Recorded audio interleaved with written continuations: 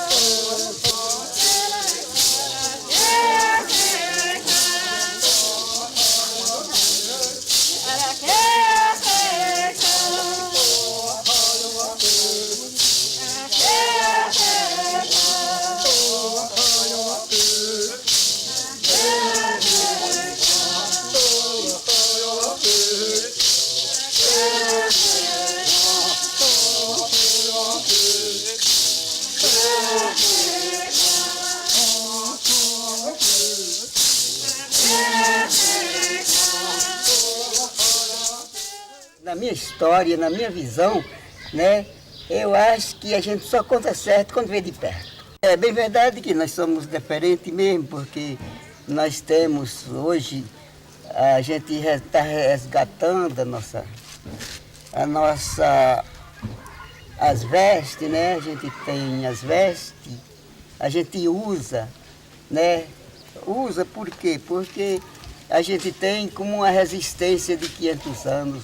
Não é uma roupa, não é uma fibra, não é uma coisa, né, por coisa fácil, né? A gente tem por uma diferenciação, né, que é uma fibra que significa uma resistência de 500 anos. E essa diferenciação também é uma diferenciação que não significa defeito, porque significa apenas pertencer a uma raça que não é melhor e nem pior do que a outra. É ser igual, né? Nos planos que a gente fez um projeto ambiental, que significa que um parque ambiental, né? Um reflorestamento aqui, né? Na aldeia Quiriri, né? Temos um plano de um boque de caçada, né? Que já temos um lugar reservado, né? E essa pessoa tem que vir olhar, tem que demonstrar e interessar pela causa do plano diferenciado dos povos indígenas. Iracema, de nome indígena Oiá Maiara, é filha do cacique Lázaro e vai conversar um pouquinho com a gente. Iracema, você já foi muitas vezes à cidade, que você me disse. Qual tipo de atividade você desenvolve lá?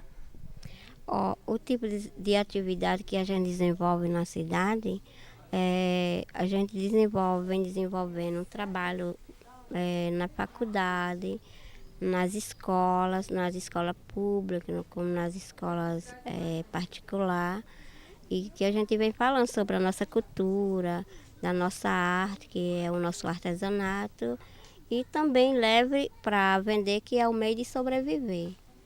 Então, esses são o trabalho que a gente desenvolve dentro da cidade de Salvador, demonstrando para o pessoal não índio que hoje na Bahia ainda existe índio e também tem a sua cultura própria e sobrevive da sua cultura. E o que é que a senhora acha do Dia do Índio? O Dia do Índio, para mim, é todos os dias. Agora, só que a Nação Branca deixou para a gente um dia só, que é um dia contado nas escolas, mas hoje, como nós tivemos a oportunidade de sair para a cidade para divulgar e falar que para nós todo dia é dia de índio, não é só um dia só. Me diga uma coisa, como é a relação entre homem e mulher aqui na aldeia?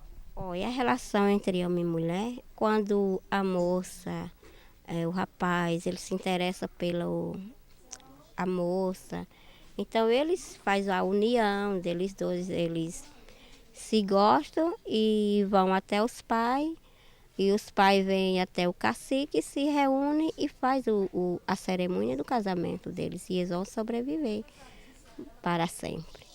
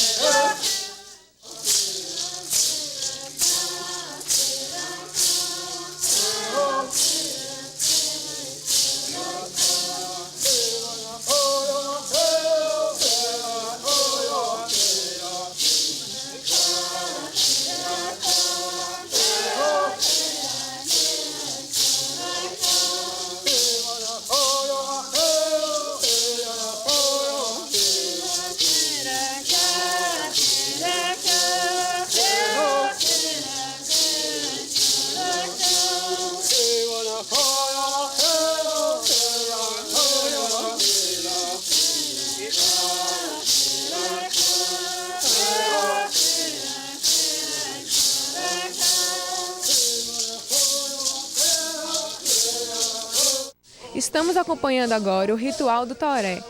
É o ritual onde eles encontram os encantados e o professor Francisco vai explicar um pouquinho pra gente. Então, professor, o que são os encantados? Os encantados são seres sobrenaturais com os quais os povos indígenas aqui do Nordeste, todos eles têm uma relação direta com esses seres e eles são incorporados ao longo do processo do ritual, né, sobretudo no final, onde os índios eles conseguem se comunicar com essas entidades através do consumo da jurema, das danças, dos cantos. Eles entram num estado alterado de consciência e aí essas entidades elas se manifestam. E o que é esse consumo da jurema? A jurema é uma planta do sertão, né?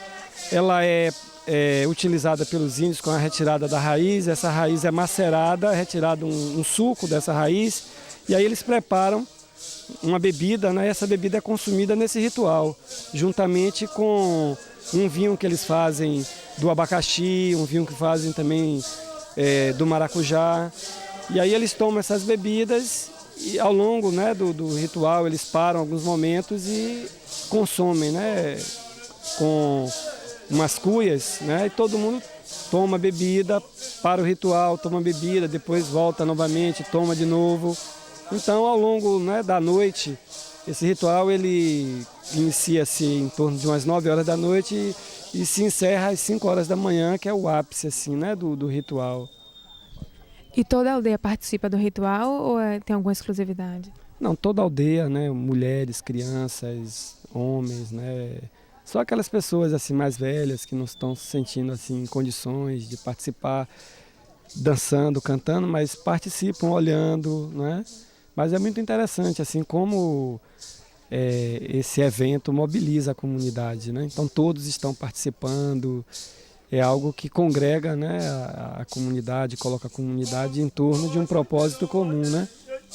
E esse ritual sempre esteve presente na comunidade dos Quiriris? Não, os Quiriri, como a maior parte dos índios do Nordeste, eles são vítimas de um processo de conquista aqui do sertão, né? E por conta desse processo, ao longo desses 400 anos, né, de contato com o colonizador, eles foram forçados a abandonar suas práticas rituais tradicionais.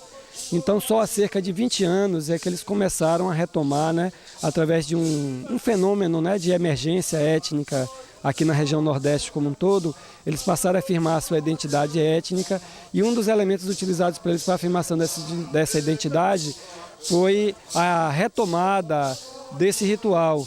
Eles tiveram contato com os índios Tuxá de Rodelas, e através desse contato com os Tuxá, eles conseguiram a retomada desse ritual, que é muito importante para eles hoje, né? É o marco, né, da afirmação da identidade cultural deles. Leandro é aluno de História da UNEB. Leandro, o que é que você está achando? O que é que você acha de um ritual desse?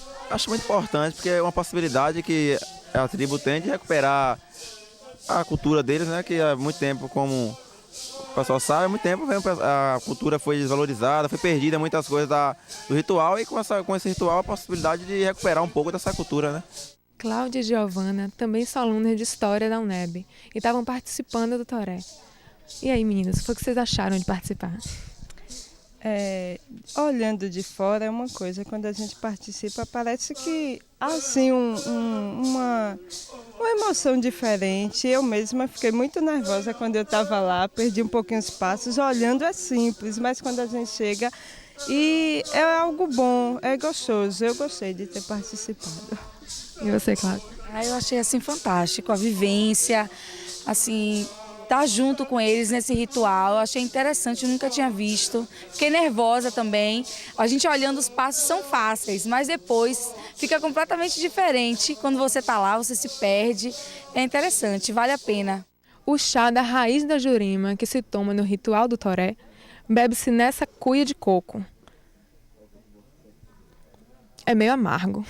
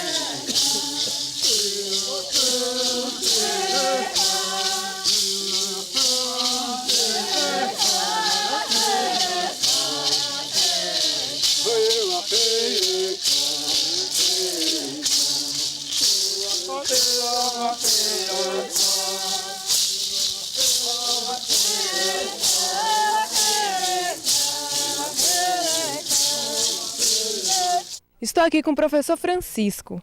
Professor, me fala um pouco do seu projeto. Bom, esse projeto é uma atividade de extensão ligada a uma disciplina que é a História da Bahia 1, e nós estamos aqui com os alunos dessa disciplina do curso de História do Campus 2 em Alagoinhas. E esse projeto é uma viagem de estudos à aldeia dos índios Quiriri, em Mirandela e no Araçá. E nós estamos fazendo essa viagem com o propósito de oferecer a esses alunos uma experiência de campo, onde eles possam, a partir dos estudos que eles já fizeram em sala de aula sobre a história do sertão da Bahia, sobre o processo de conquista no período colonial, e nesse processo de conquista os índios eles foram vítimas de uma conquista territorial feita pelos portugueses e depois brasileiros. Então a gente aí veio aqui para essa região, né, para conversar com os índios sobre essas histórias e experiências recentes deles no que diz respeito à retomada da terra. Então, eu vou passar aqui a palavra para representantes da turma, para que eles possam falar sobre essa viagem e como que eles estão vendo essa experiência. Olha, você se apresenta. Oi, eu sou Cláudia. A gente vem da UNEB. Eu acho que o principal aqui, a gente está percebendo assim, o olhar do índio, né? A gente tem um olhar acadêmico, eu acho que a melhor coisa dessa vivência foi assim mesmo perceber o olhar que o índio tem sobre a própria história, e a gente está podendo passar esse imaginário, criar também em cima disso uma história que não seja muito factual, que seja realmente ligada à própria vivência do índio e da nossa contribuição. Eu acredito que eles precisam de projetos, de pessoas que estejam engajadas com a luta deles. Eu acho que foi o mais importante assim, para a turma. Nós nos emocionamos muito, estamos assim, tristes porque temos que voltar e queremos retornar à aldeia, visando algum projeto para que eles possam, assim, para que nós possamos ajudar a melhorar a vida deles em tudo que a gente puder. Assim. Nós vamos seguir essa trilha para chegar até a Pedra Furada. É uma construção rochosa modelada pelo vento. Vamos conferir?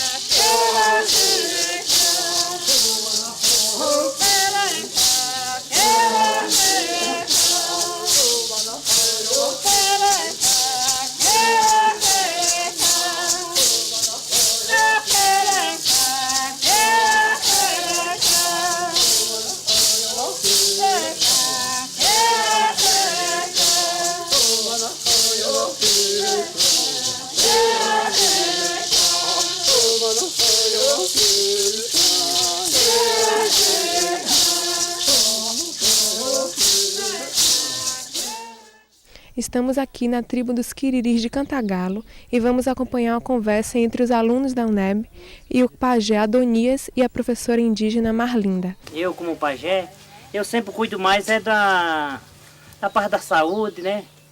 É que eu, assim, na parte da dança do toré, quem comanda sou eu, né? Então, eu fui uma pessoa que eu lutei junto com... Aqui era só o Quiriri era só um só. Só tinha um cacique, que era o cacique Lazo, que vocês conhecem, né? Aí depois houve uma divisão, né? Houve uma divisão e essa divisão ficou uma coisa diferente, né? Do grupo deles com o grupo do nosso, né? O grupo deles eles vivem sempre mais na tanga, né? Aquela tanguinha a gente chama tanga, né?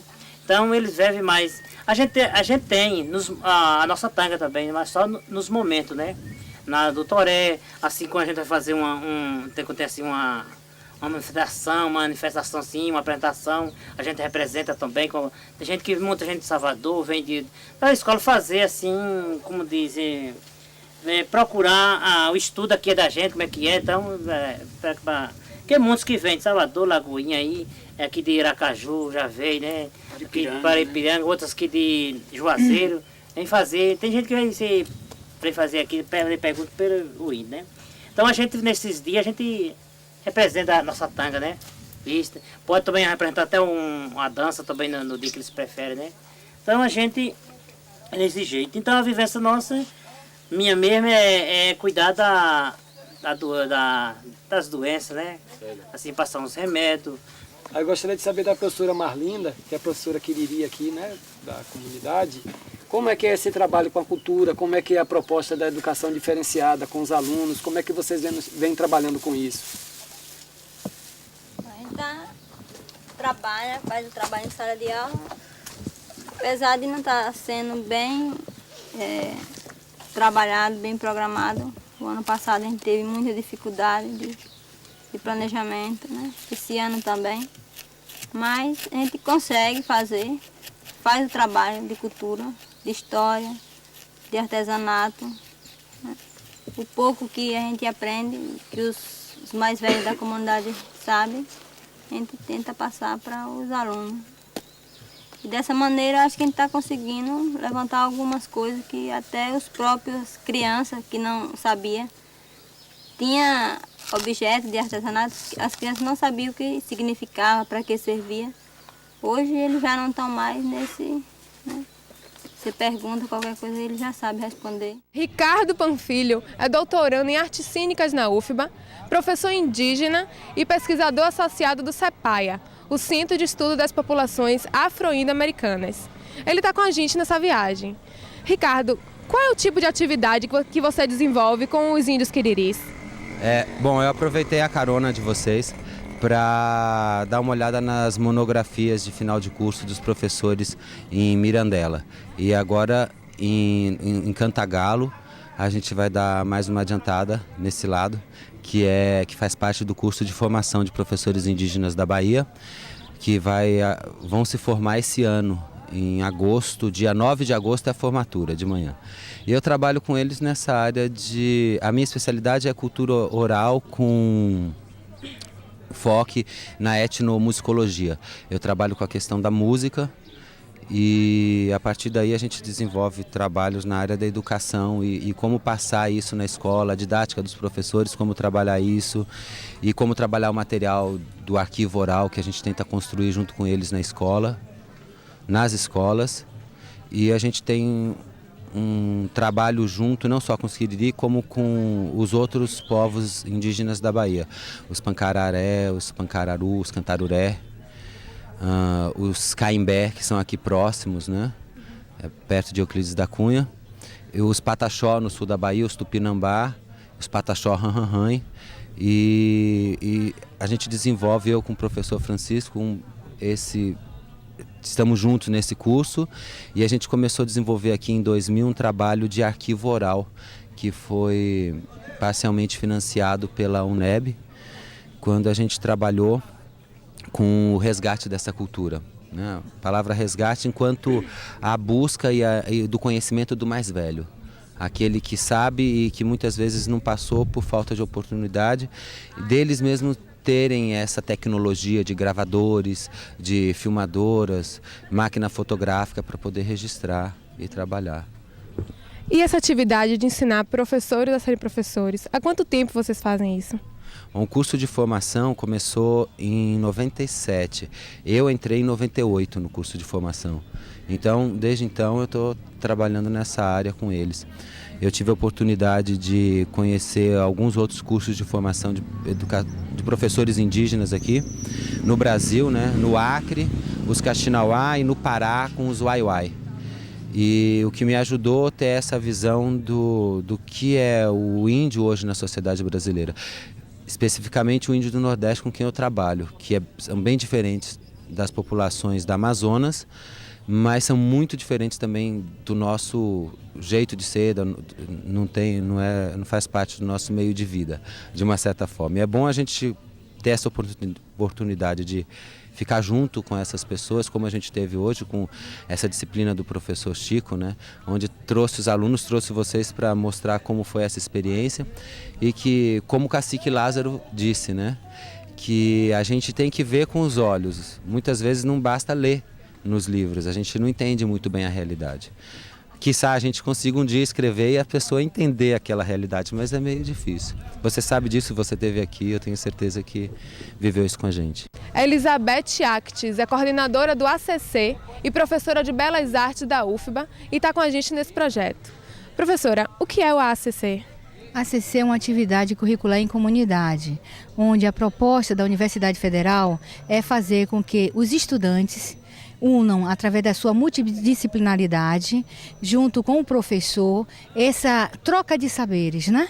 É trazer a comunidade, seja da urbana ou do campo, nessas informações precisas para o nosso conhecimento. Então, no nosso olhar, o nosso chamado arte indígena na Bahia, o nosso olhar é voltado para as artes, mas sem perder a identidade principal, que é a terra. é da terra da Mãe Terra, que tem todos os materiais pictóricos para nós, a pintura, as tintas, a madeira e outro suporte.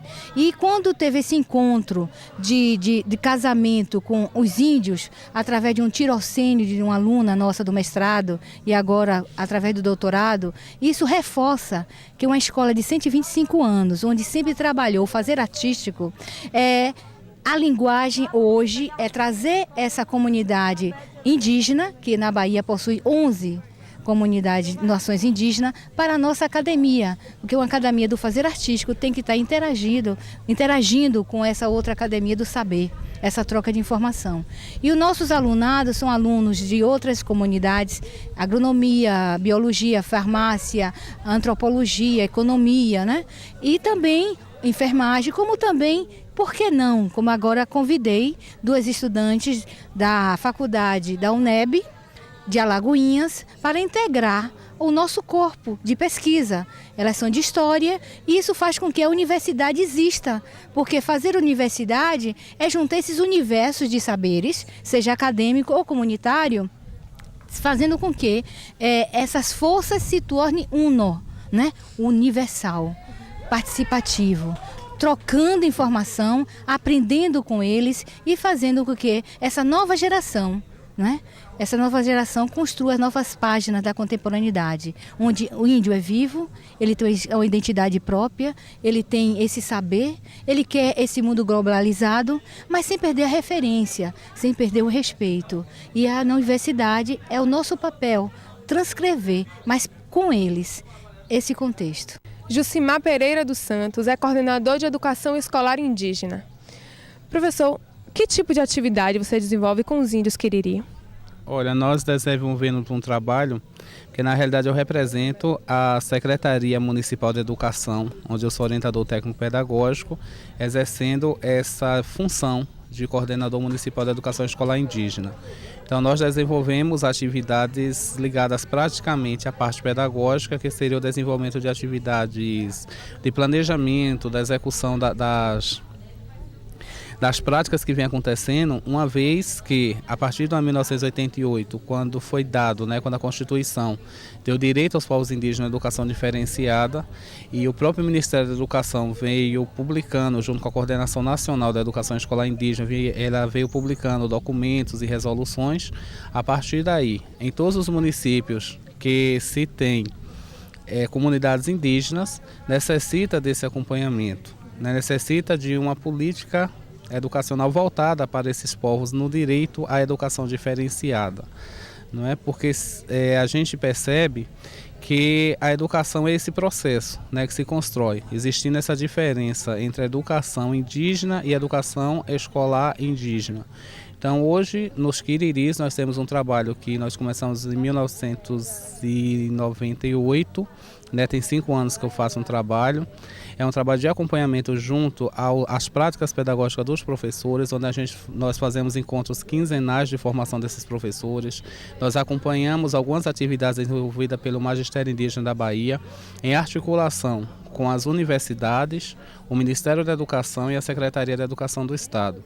Então nós estamos acompanhando o trabalho, são 17 professores, 9 escolas, garantindo aos povos Quiriri, tanto da facção de Manuel como da facção de Lázaro, esse direito à educação, para que a gente não tenha aquela educação forjada, mas que a gente realmente tenha essa educação que a lei, que a própria LDB garante, uma educação diferenciada, intercultural e bilíngue.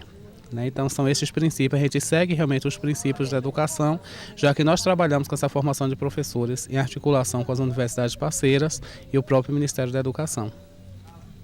E qual a diferença entre a educação escolar indígena e educação indígena? Olha, quando a gente fala da educação indígena, nós entendemos que a educação indígena é todo o fazer da aldeia, o modo de viver e de sobreviver da aldeia. Porque vocês que estão fazendo esse trabalho, vocês podem observar, por exemplo, os rituais religiosos, o modo de plantar, o modo de sobreviver da própria aldeia com relação ao artesanato. Então tudo isso são compostos de, como eu diria assim, são momentos de aprendizagem, que pelo exemplo, passando de uma tradição oral, passando do fazer mesmo, desse acompanhamento, dos costumes, é que vai se sistematizando, vai se acontecendo essa parte desse fazer. Então isso seria a educação indígena, né? Todo o fazer, a sobrevivência da comunidade como um todo. Já a educação escolar indígena é aquele olhar direcionado para a escola, no processo de ensino-aprendizagem, onde ele vai ter contato com todo o conhecimento que é sistematizado pelos ancestrais, esse conhecimento que foi construído pelos ancestrais nesse processo histórico de aquisição desse conhecimento, tendo acesso ao conhecimento da realidade local e também da realidade nacional. É por isso que a gente diz que a educação escolar indígena também é educação intercultural, porque ela vem fortalecer a questão étnica, né, vem fortalecer a sua identidade étnica, mas também levar os estudantes indígenas a esses conhecimentos produzidos por outros povos em sintonia nacional e universal. Então, conhecendo a sua cultura e também conhecendo a cultura dos outros povos indígenas e também a cultura universal que é produzida por toda a humanidade ao longo de todos esses anos desse processo histórico. Flávia Pimenta é aluna de História da Universidade do Estado da Bahia. Flávia, o que é que você acha de atividades desse tipo? A importância, né, desse trabalho, de um trabalho de campo, eu acredito que seja assim, de estarmos buscando elementos outros, né, que não o bibliográfico, a revisão bibliográfica, para compreender uma certa realidade. E assim, no sentido da própria história da Bahia, eu acho esse trabalho muito importante porque a bibliografia sobre o assunto é extremamente, né, assim, restrita as questões que envolvem o recôncavo baiano, né, com a cana-de-açúcar, o cultivo da cana-de-açúcar. E quando muito fala do sul da Bahia, né, ali com a exploração do cacau. Quando no que se refere ao sertão baiano, a coisa fica assim bastante restrita, né, e assim excluída mesmo. E aí, assim, a gente vê o contexto mesmo dos índios do sertão e é muito importante. E assim, essas visitas de campo têm grande importância porque a gente está indo buscar elementos para compreender essa realidade, que mesmo através da bibliografia fica, né, de fora. O mais importante é a gente conhecer em loco, né, a prática. A gente sai da teoria da sala de aula e conhecer a história na prática, a história vivida, a história viva. Acho que o mais importante é isso, é o que fica assim de mais significativo e que marca no curso, né, de história. Tá com esse contato direto com essa população indígena, justamente para sair um pouco da sala de aula, porque a gente fica muito restrito à sala e a pensamentos de pessoas que tiveram essa oportunidade de estar aqui no campo, que passam para a gente. Então é muito importante a gente estar aqui hoje para comprovar, para ver realmente como funciona a coisa e para tentar ajudar, para tentar passar para o próximo a realidade como ela realmente é, entendeu? E é uma experiência única, vai ficar marcada e é muito importante a gente absorver essa cultura indígena de um povo que é tão importante para a nossa vivência, para o nosso Brasil. Foi interessante ver a história indígena contada sobre a perspectiva deles, contada por eles próprios, com outro olhar que a gente não tem, não sobre a nossa ótica europeia, como colocaram aqui, e a vivência, o contato com eles foi muito interessante.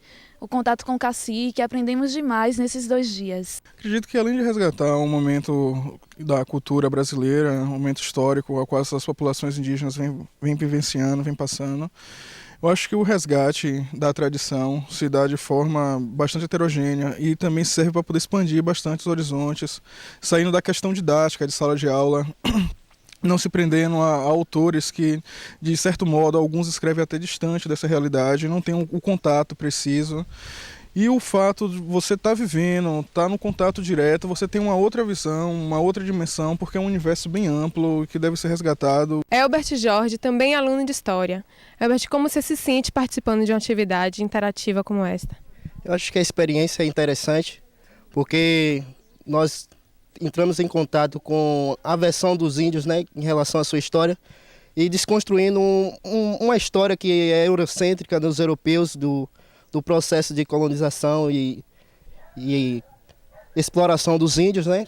E essa versão dos índios faz com que a gente tenha outra visão para a sua história, né? Eu acho isso muito interessante. Uma atividade como esta nos faz desmitificar certas coisas que é contado pelo colonizador. Então esse contato ímpar que nós tivemos com as tribos indígenas foi importante e muito significativo, porque nós podemos ver essa história indígena através dos seus próprios relatos. Quer dizer, é ele falando deles mesmos e não um olhar etnocêntrico que está impregnado nos livros didáticos, como também nos jornais e nas revistas, e como também na própria mídia, que vincula as imagens do índio como violento e outras coisas mais. Quer dizer, é um demérito que faz com a imagem do indígena, que contribui muito para a formação étnico-cultural do nosso país. Eu acho que o que vai ficar mais marcado na minha pessoa é a experiência pessoal, porque eu tenho um bisavó índia, não é da tribo dos Quiriri, mas eu acho que ter o contato, assim, vivenciar, sair um pouco daquele ambiente urbano, dormir no chão, no meio do mato, ver a lua,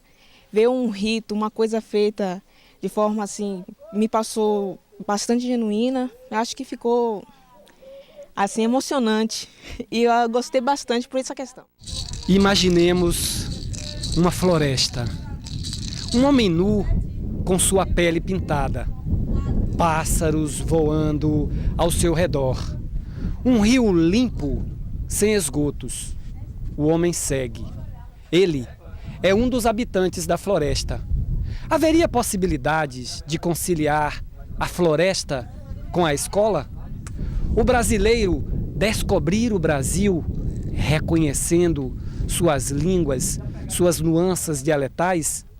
Quantos povos, quantas etnias, olhares originais sobre o mundo? Cosmovisão, tupi, ser ou não ser tupi, pataxó, quiriri, tuxá, caimbé, pancararé, pancaru, xocó, chucuru cariri, aricobé, tupinambá. O Brasil não conhece o Brasil. O Brasil é SOS ao Brasil.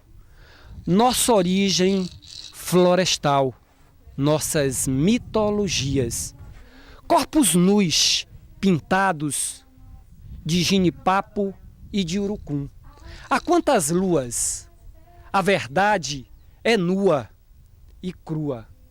Brasileiro, brasileiro pindorama, poema censurado, em cada rosto um índio exilado.